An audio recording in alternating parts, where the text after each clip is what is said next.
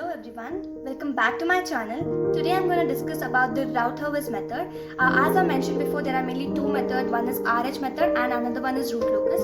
I have discussed recently about the root locus. If you haven't watched it, do watch it. I'll mention in the description below. Now let's start with the Route-Hurwitz method. I'll just brief it out by giving an example with all the necessary conditions. While taking an example, I have just taken that using the Route-Hurwitz method, we have to determine the stability of the characteristic equation which is given, that is 4s cube plus 3s square plus 7s plus 8. Now in the route array, we have to write all the powers, that is the highest power which is cube and later square and then s power 1 and later s power 0. So which is the highest one, that is s cube. Then all the other powers we have to write down, s square, s power 1 and s power 0.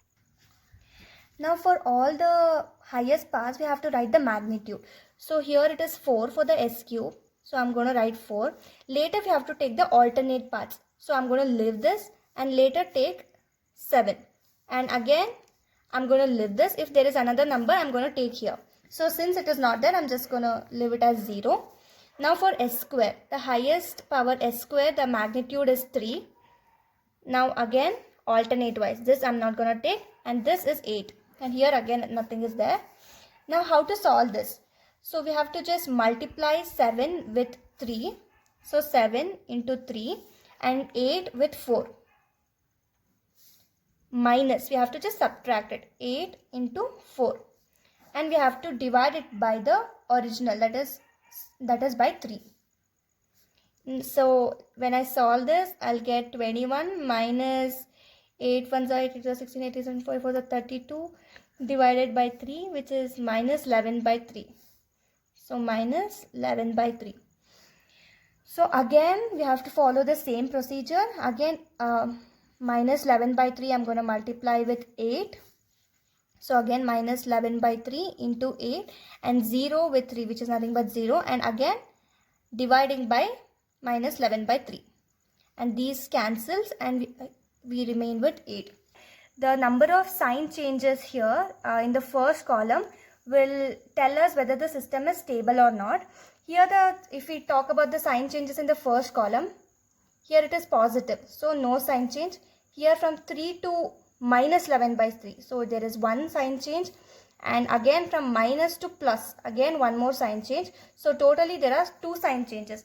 If there are two sign changes, this indicates that there are 2 poles in the right half of the S-plane. So it clearly states that the system is unstable. So there are mainly 3 criteria which we need to remember. No sign change in the first column, then the system is stable. Here if there is no sign change, if all are positive here, then of course there is no pole in the RHS part, right? If there is no pole in the RHS part, of course the system should be stable. If there is either one sign change, so if there is one or more sign change,